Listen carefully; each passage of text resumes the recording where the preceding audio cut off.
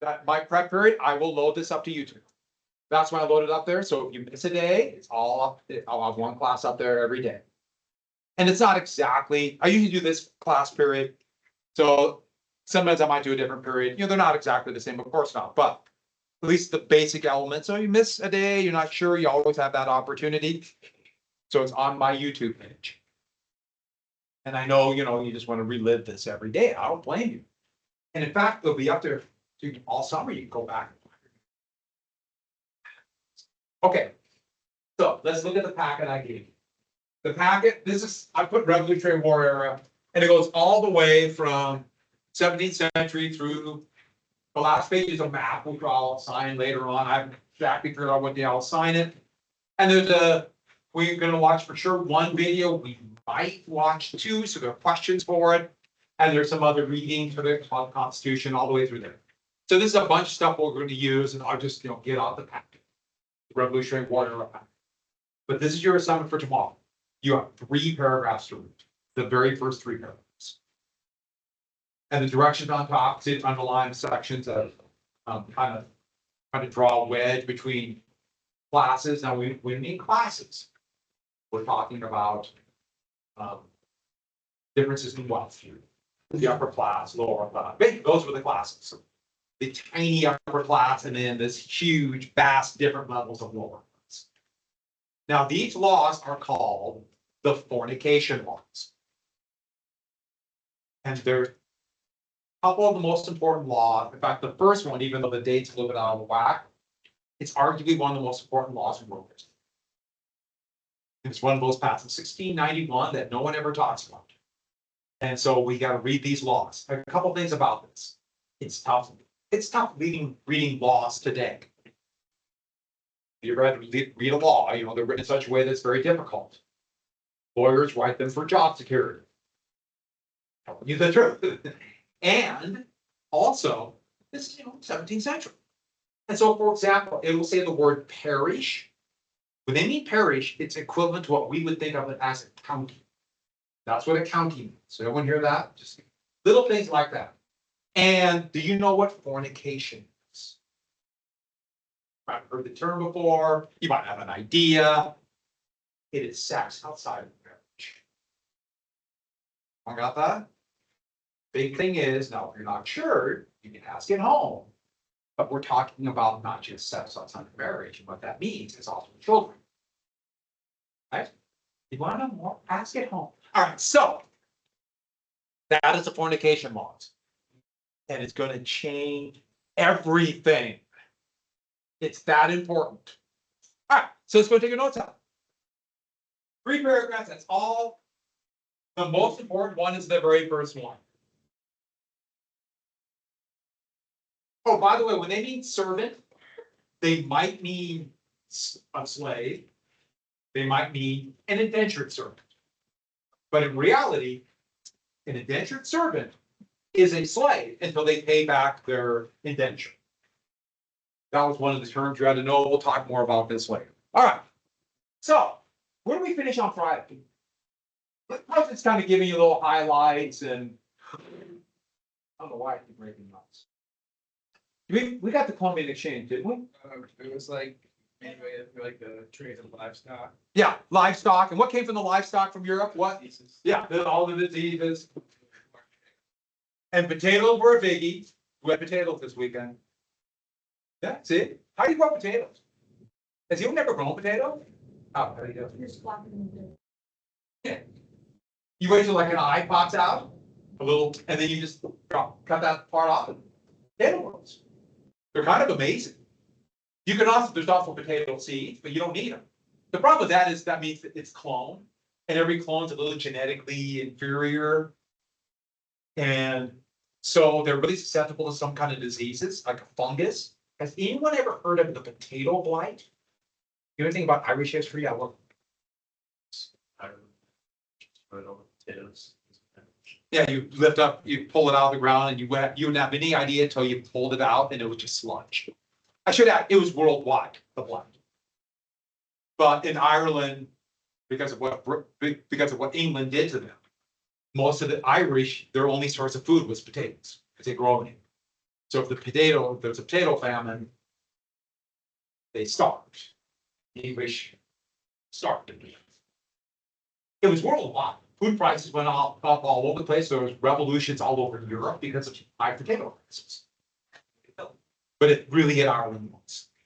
It's still that way today. Potatoes, it's really hard to find like organic potatoes. Because they got to dump herbicide because it's still an issue to this day, and will probably gonna get worse, we don't know. But anyways, potatoes were huge. So we mentioned that on Friday. So let's get to this. What we have then is globalization. Overnight, the world is connected. Now, overnight's a lot faster than overnight in 1500. But by 1520, there are silver ships sailing across the Pacific. It was revolutionary, remarkable how fast it was. I mean, the first time a European had gone around the world, Magellan's, 3 ships, only one made it all the way around, and he didn't, he died in the Philippines. But they crossed the Pacific, and in less than a decade after he crossed, there were silver ships going back and forth. By the way, the King of Spain hated it, but they didn't care.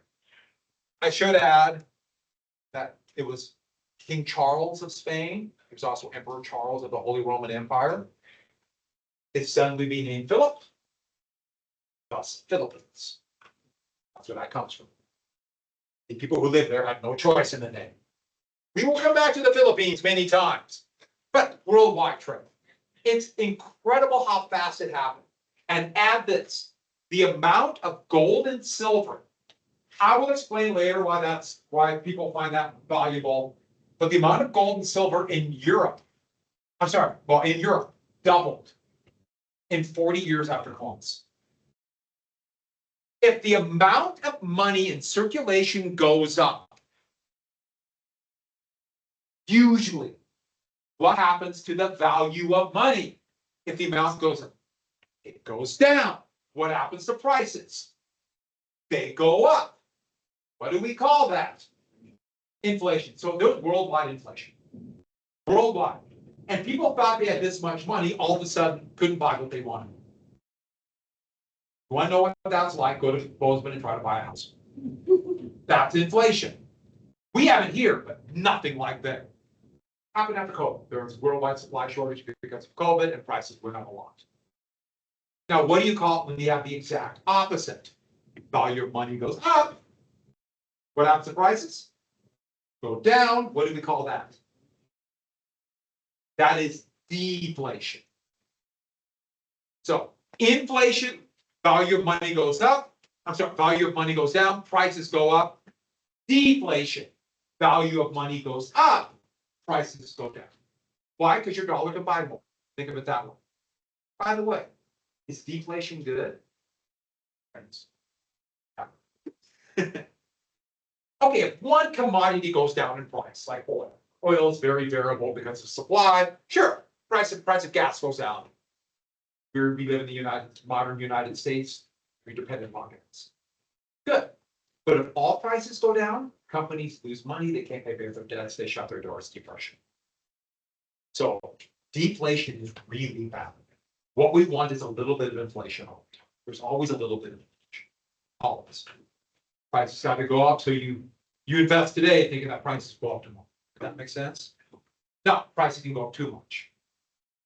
Deflation is really bad in the modern economy. Overall. We will talk about this. Deflation is the kind of thing that leads to revolution. That's really serious. We have kind of stagflation. Prices are actually going up, the economy is getting worse. That's what we're seeing right now. So we're in kind of a very much a time of fluctuation. You know anything about the markets, you know why. Back to this. Worldwide. Purple, that's New Spain. Gold, is that close enough? Gold, good. Portugal. But Portugal also got some spots along here. You know, they would hold Angola to the 1970s. And even in India, etc. The British were a little bit late to this. The British first attempt at a colony in the New World, yes, I'm going very fast, I know, was Roanoke. Roanoke was in modern day North Carolina. I know this map is kind of hard to see. but it's just this little coastal island right here. Terrible place for a colony. Terrible place right here. Because every storm just nails it. There's not a lot of arable land. It's sandy. The any kind of water is brackish. It's just hard to grow stuff. Terrible. Terrible. But it was easy to get to. They started in 1586, and by 1590 they were gone. We don't know what happened. Probably a combination of two things. Three things. Half died. The Spanish sailed up from St. Augustine and probably killed a bunch of them. And the rest of them went to the interior and joined tribes. It is amazing how many European colonists could run away from the colonies and join tribes, especially Lane. It wasn't, don't think about equality, like equality between men and women, it wasn't quite that for the tribe. But women had significantly more power and rights in the tribe, significantly. For example, the Iroquois, the 5 and eventually 6 big tribes here, the women made all the big decisions. The men would go debate, but the women made the decisions. They had that debate, you know. But the European women had no rights.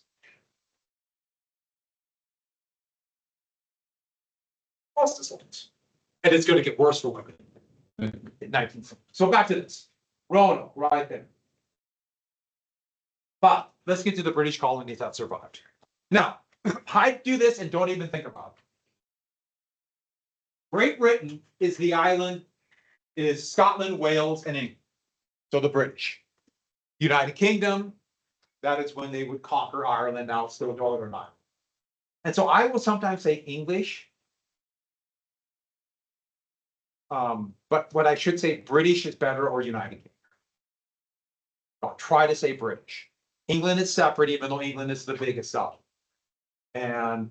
But I don't like doing that because I like Wales and I like Scotland. I have the Welsh flag over there.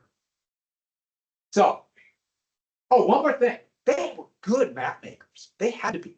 They would go along the coast and chart it. They would measure it by sight and using geometry and come up with some pretty amazing maps. But when we look at a map, I bet you probably don't even notice, do you? This is always north. Isn't it? North is on top, right? Right. See where north is there? That's the Chesapeake. I know it's kind of hard to see. The Chesapeake. This is north. You have to kind of turn your head. It just looks wrong to us, but I do think it's kind of cool. It's a good map. And right here is the James River. So Virginia was the first colony that survived, 1607, and they created the colony of Jamestown. By the way, Virginia is named after what? Does anyone know?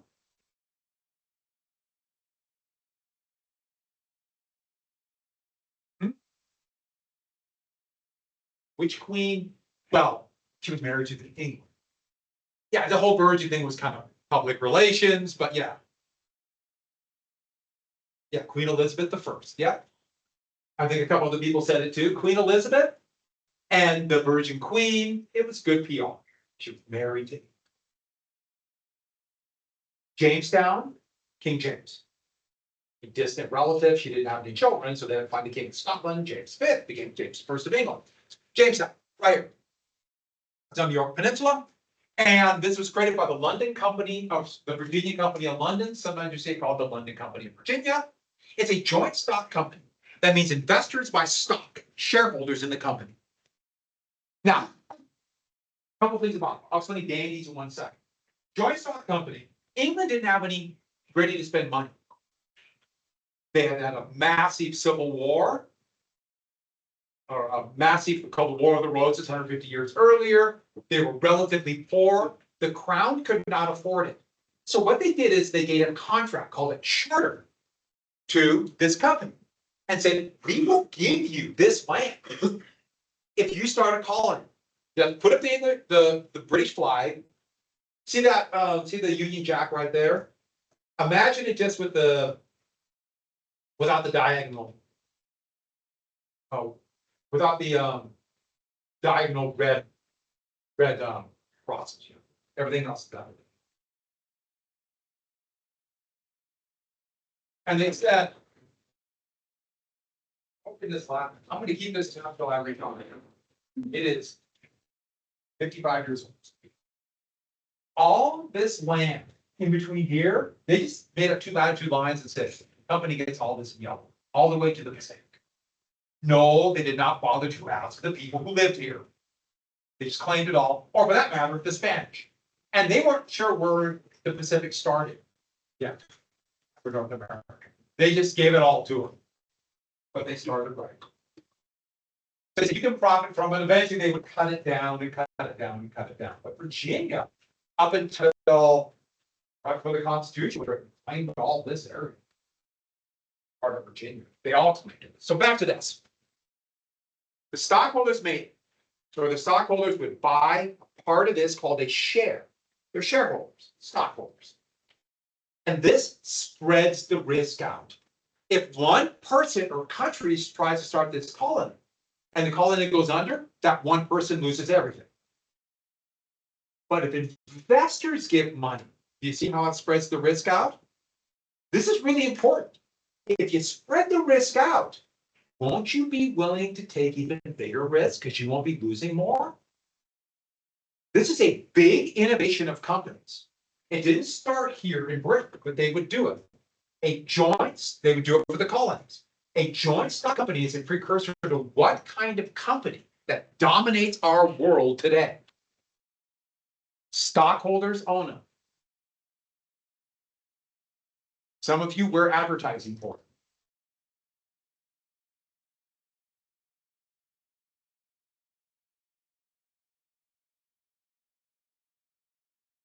Corporation.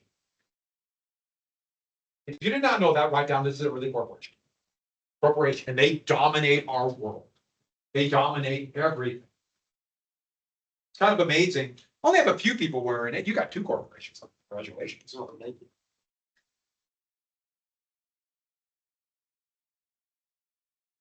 That's many corporations. Boy, you guys are breaking away from corporation. I'll wake up tomorrow. Hey, we can't escape it. But precursor, spread the risk out. Eventually, the crown would take over. About 50 years. The crown just took over. But back to this. Now, what kind of people are they going to get to go to the colony? Well, they bought that whole thing that Columbus and the Spanish have been saying for years, that the Americas are mountains of gold. And they bought it. Now, in South America, a place called Potosi, it literally was a mountain of silver. That's part of the reason why they got all this, just radically changed the entire economy. I'll explain later why gold and silver found. But they thought they're going to get richer than rich. Now, anybody know what a dandy is? Huh? Type of boat? No, good guess though. I can see it being kind of a boat. It's actually a person. Okay, think about noblemen. They have a title, duke, knight, whatever, land. Who gets the land after they die? Which heir? Eldest son, yeah. Firstborn, it's called primogeniture. First son. What about the second, third, fourth son? They're noblemen, but they don't get the land. Huh? Yeah, spare heir, I like that. What do you do? They're dandies. Yeah, they might have some education, but they don't have any skills. Like, think about what you need. Carpenter, you need soldier, you need farmers. And what do you have? Dandies, who think they're going to get rich and get their own land in the state. So they can become gentlemen. They wanted to be gentlemen in their own right. Because their other options would be join the clergy, and maybe your family will buy you a bishopry or something like that, or join the military. That's where you can see a lot of noblemen in the Navy or the Army. That's also part of the reason why so many officers are going to be completely and totally incompetent. Noblemen by definition are inbred. They all marry other noblemen, meaning cousins. Inbreeding bad. In fact, write this down on top. Don't marry your cousin. See, aren't I doing you life lessons now? Have you ever seen a king of England? It's like a horse. Why? Inbreeding bad. Back to this. They want to go get rich. So when they got there, they're incompetent. half of the people don't know what they're gonna do, and they think they're better than everyone else, so they're not gonna follow. They're not gonna follow anybody who might say, hey, I know how to survive in this rugged terrain. Yeah, Why did they bought the whole thing that the Spanish did. And remember the amount of money went up? So they just assumed there must be just mountains of gold. I mean, literally mountains of gold. So when they sailed up the James Estuary, does anybody know what an estuary is? It's a river that's affected by the tides. It goes up and down. So it's a really wide river. I know it's unimaginable here in Montana, but the James River is a massive river. When it's at high tide, it's 1.5 miles wide. Where the colony is. And so think about high tide, low tide. I should add that means it's brackish, the water is salty. One of the reasons they could come up here is there weren't very many tribes that actually lived there. They would hunt there, but they didn't live there because the soil was so brackish. Salty, water, the ground, sandy, salty. So they sailed up at low tide. 3 ships, the Susan Constant, the Goodspeed, and the Discovery. They sailed up, and they're expecting to see mountains of gold. And at low tide, it exposed bright, sandy beaches on a sunny August day. Meaning what? What does that look like? Gold. They're rich. They literally stopped at a pretty bad place to build a colony, jumped out, dumped their barrels where they kept their supplies out to rot on the soil, and started shoveling sand in the barrels and the riches back to England. They made it. They're now country gent. I was like, sand! And then I always wonder what happened when they got back to Portsmouth and they opened up these barrels of sand. What? And what happened that winter? Almost half died. They did nothing to prepare for the winter. The next colonists came, and the London company or the Virginia company filled them with lies once again that it's all gold, and they did the exact same thing. They sent sand back too. By 1609, that winter and 1610, they had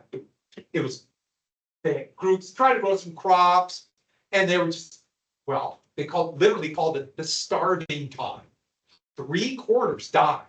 In fact, when the ships came in that spring, 1610, late spring, they found people half crazed on the beach, gnawing on bones to try to get to the marrow of human bones. They dug up graves and sometimes help people along to death to try to get that food. So they lost their mind. They resorted to cannibalism.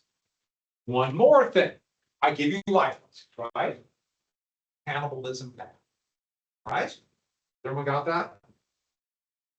Unless you're really, no, cannibalism bad. Take a stand. So back to this. So, how did they make it? There wasn't gold. Any gold. Twofold. First off, one of the biggest local tribes, the Powhatans, helped them out. And part of the reason they helped them out is because they had been so aggressive, they had enemies all over, and they saw the English as a useful tool to help them out. And I love this picture from Jamestown. This is a lithograph. So they carved it in wood, and they can put it in a printing press, print them over and over again. It's called a lithograph. You can see trade, food, but you also can see the big thing, arquebuses, the carrack right there, the kind of ship. But the Powhatans thought we could use these useful idiots to help us with our enemies. The problem is they helped them get established. Then they would come looking for their land. Because they didn't find gold in actual gold or silver, but they found another form of gold. Just like the Spanish found gold with sugar. Learning that sugar from Africa could grow really good in the Caribbean. What crop? That is from the Americans. Grew really well in Virginia, still does. Tobacco, yes. Tobacco. It was an addictive drug that changed. Tobacco cultivation. And thus started plantations.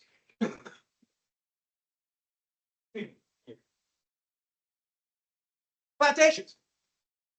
So they started tobacco cultivation. But there's a big problem with tobacco cultivation. The Powhatans,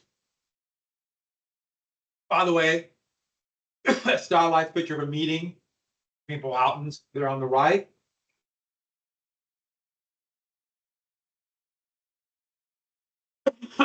Sorry.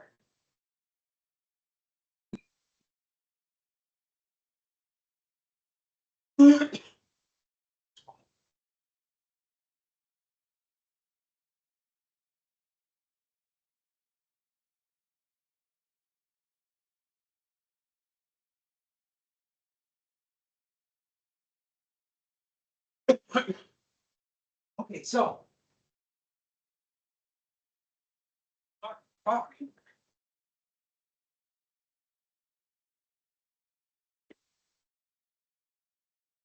Something going on.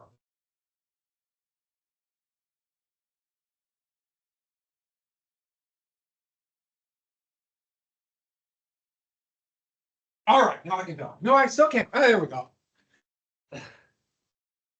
I guess I'm still in summer mode too. The Powhatans, they planted everything together. So they planted maize, tobacco, beans, all together in one field.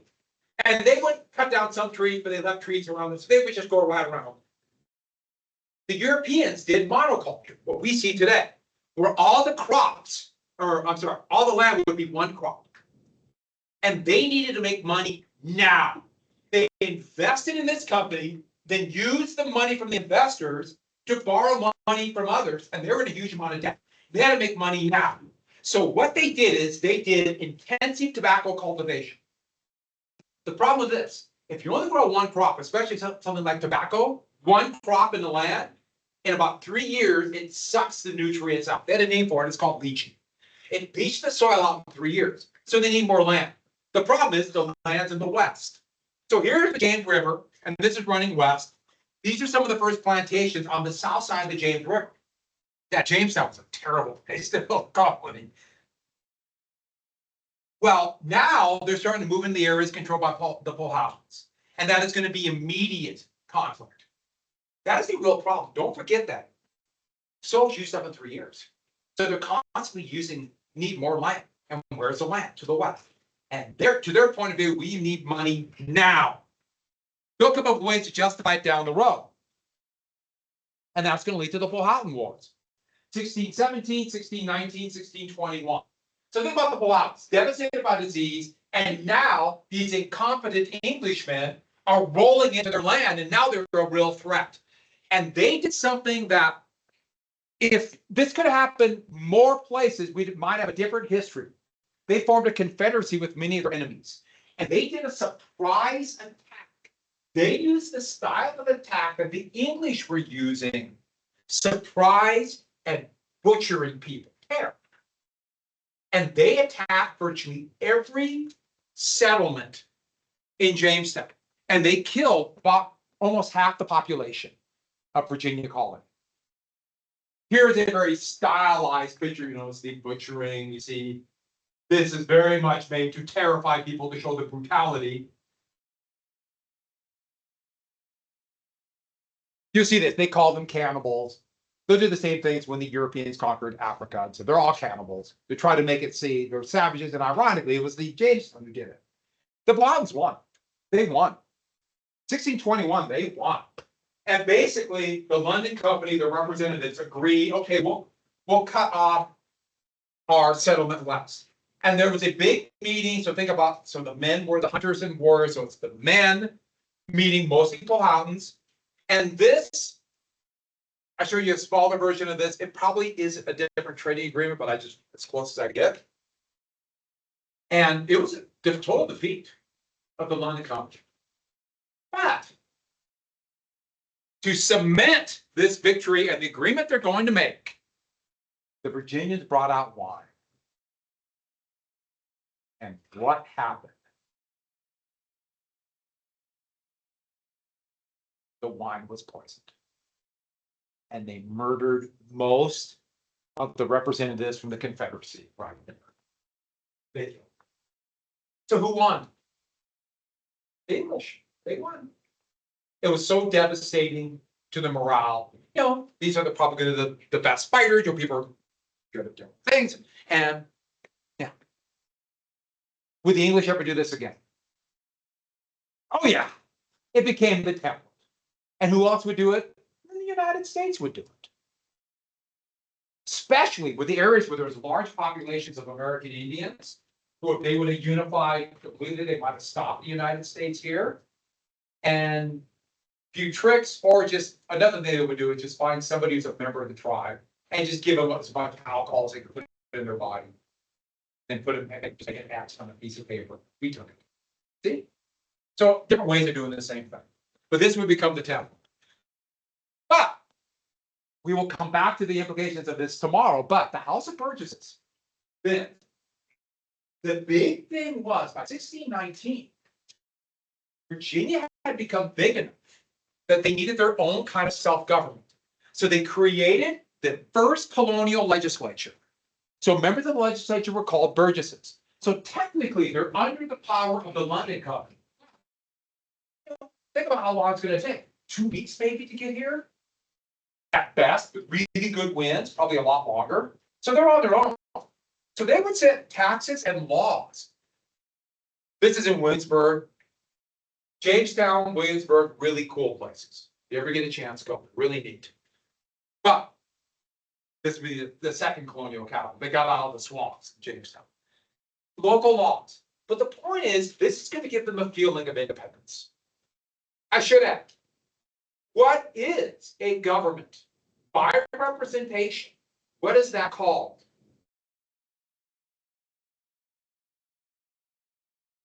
Government is done by representatives.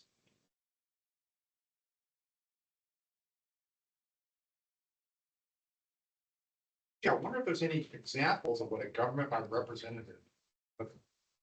Any kind of examples of that kind of government? Could be, yeah. Republic. Yeah. Okay, all of you have heard that term. If you weren't sure that's a government by representation, write that down. That's something you just have to know. The United States is a republic. It is government by representation. The term comes from the Roman Republic after the kings were ousted. And that's where the term comes from.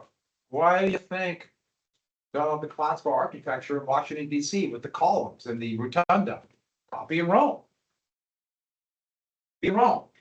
Now, there might be democratic elements. It's certainly more democratic than, let's say, a monarchy, but it doesn't mean that the people can have, all the people will decide who represent them. It could be a tiny little group.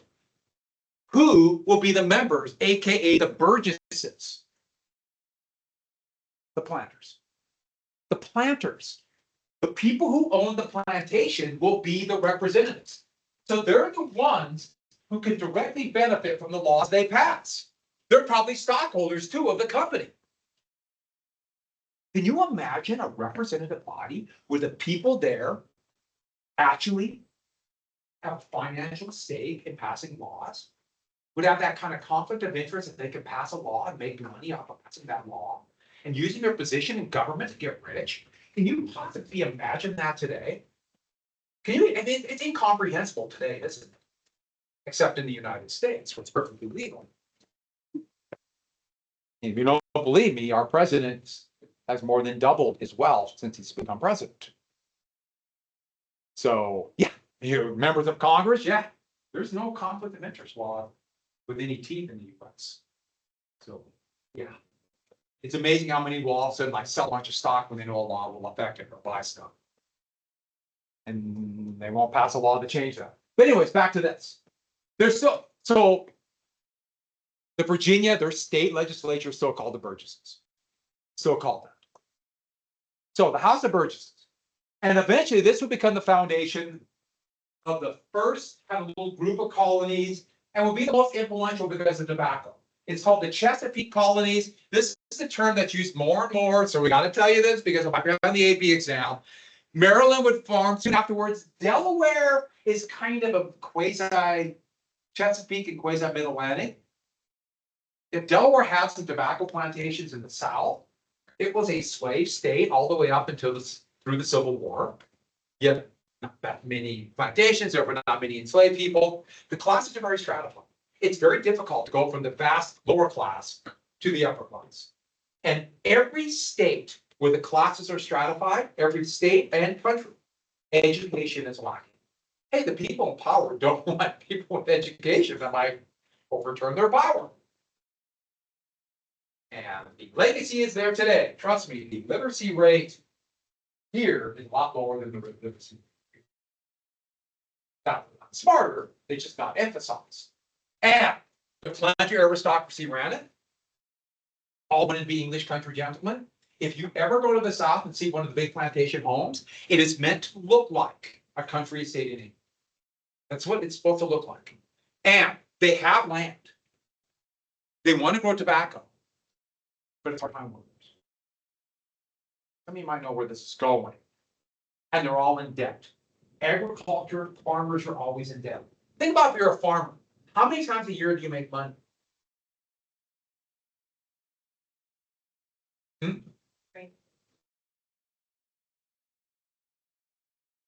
Yeah, so fall.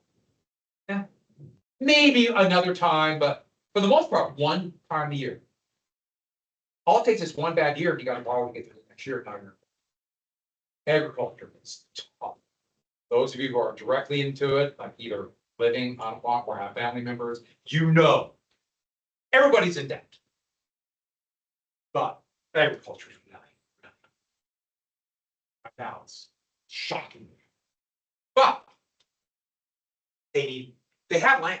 They have wealth and land, but they're in debt. Gee, I wonder if debt will be an issue for why the United States was created. Yes, debt is everywhere. So very quickly, last for today, the New England colonies. So New England colonies, that's another group of colonies. So it's basically from the Connecticut River up north. And Connecticut is kind of split. If you go there, it's kind of like New York on one side. Then it's more like New England. Very rich place. And Rhode Island, Massachusetts. Here's another one of those maps. This is north. That's Cape Cod. That's Boston. And let me get this last one for today. The first colony, go there, Plymouth colony. It was a company, another joint stock company. These are the separatists or the pilgrims. I didn't quite finish this as much as I wanted, but I will. I should say one thing. They did not dress in all black. They did not have big belt buckles. And they got married in the nude. Okay. On that, I mean, obviously, who doesn't? All right. They believed if you got married in the nude, your death would be resolved. You can try. Don't invite me. Any questions? Hey, tomorrow we'll pick this up, right? Sound good?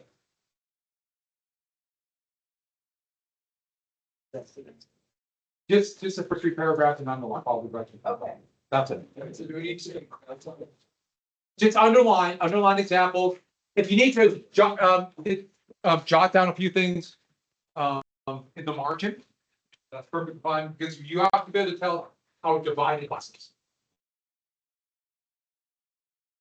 These laws are incredibly important.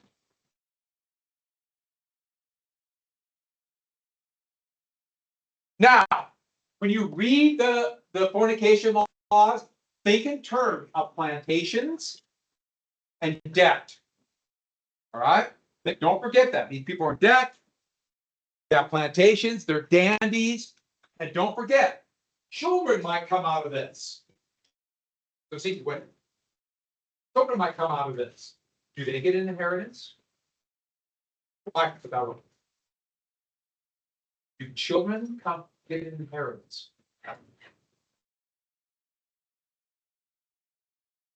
It's the mother.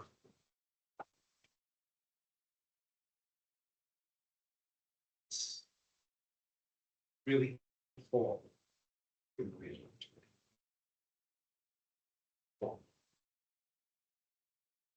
It's the mother.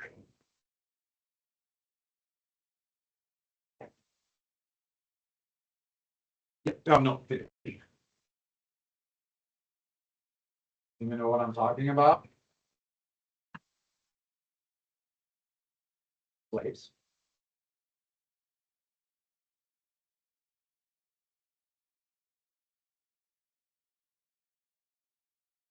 All right, that's it. We're done.